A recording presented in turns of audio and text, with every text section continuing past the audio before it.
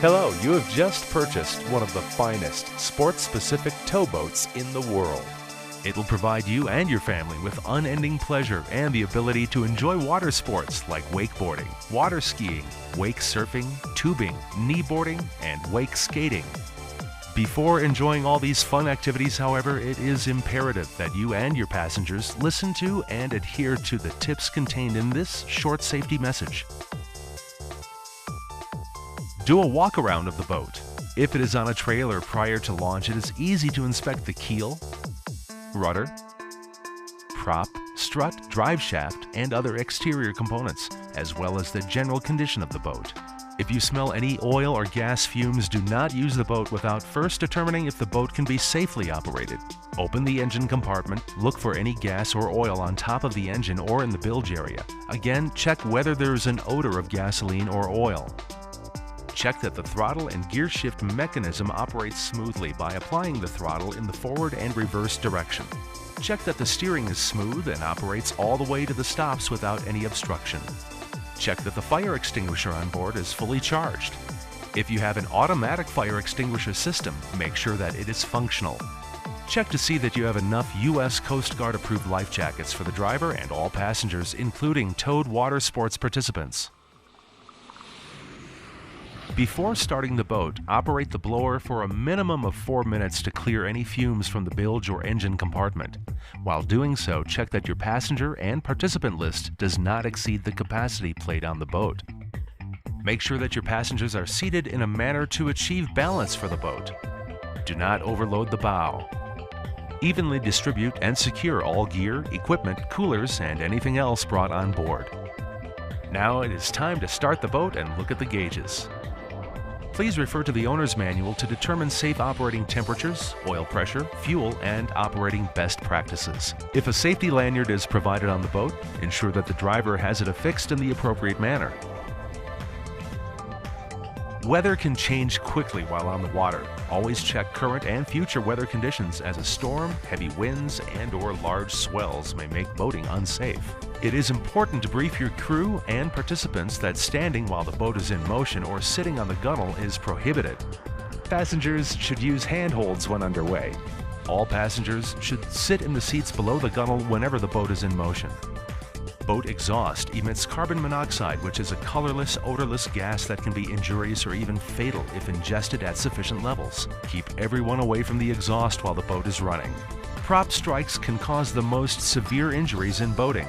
Occupying the swim platform or swimming around the boat should only be done with the engine turned off and the boat stationary and in a safe environment. Always shut off the engine when riders are putting on equipment on the back of the boat. Never drag a passenger from the platform. Putting the boat in neutral will stop the prop, but it will take a few moments for the prop to come to a complete stop. Because of the near proximity to the prop and carbon monoxide, be particularly cautious with wake surfing. If using aftermarket ballast, always count this weight toward the capacity limit of the boat. The tower is not built for climbing on and should never be used for diving or jumping. Alcohol and drugs do not mix with boating. No one should be in or around the boat while impaired. A good driver is always smooth in his or her movements with the throttle and the steering wheel.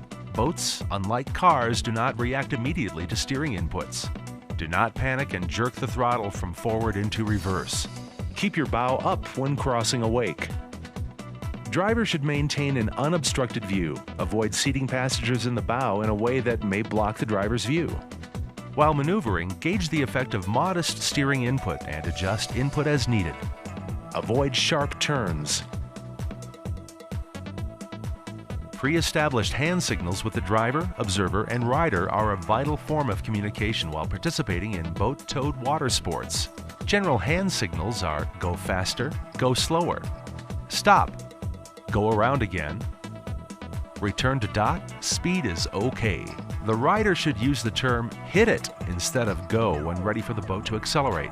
Always steer clear of other boaters, personal watercraft users, and other towed participants in the water. When in motion, maintain visual surveillance all around the boat for submerged or partially submerged obstacles such as logs, debris, skis, or wakeboards and ropes. It is a good idea to approach fallen riders and skiers on the driver's side and maintain visual surveillance of them at all times. Always be aware that when a boat turns, that a towed enthusiast at the end of the rope will follow a different arc. Therefore, keep your rider clear of fixed objects and any other obstructions or hazards. And always maintain a safe distance to the shoreline. Remember, a rider will travel at a different speed than the boat unless they're traveling in a straight line. Know your waterway for shallow spots, sandbars, rocks, and other obstructions, and always operate the boat at safe speeds and in a safe manner. Be sure that the rope is clear of obstructions, the rider is clear of rope tangles, and the rider clearly expresses, "hit it," before applying the throttle. Injuries involving ropes can be devastating and should be avoided at all costs. You are responsible for your wake. Slow down and be sure and yield the right-of-way to non-motorized boats such as sailboats, kayaks, and paddleboards. In a no-wake zone, stay between 3 and 4 miles per hour. When using a tow pylon, do not allow passengers to sit behind the tow point. Loose ropes should be coiled and stowed properly when they're not in use. Also, make sure that the ropes you're using are appropriate for the activity that you're engaging in. For example, ropes for tubes and inflatables are designed with appropriate tensile strength for the type of inflatable you're pulling. Do not exceed the weight capacity of the tower. If unknown, contact the manufacturer. Your boat is a technically advanced craft which can provide you years of pleasure. It does nonetheless require routine maintenance and a checkup every time you use it. Change oil with the oil type and frequency the manufacturer recommends. Please follow your manufacturer's maintenance schedule. Carefully follow instructions with respect to winter layup and always keep the boat clean and free of debris.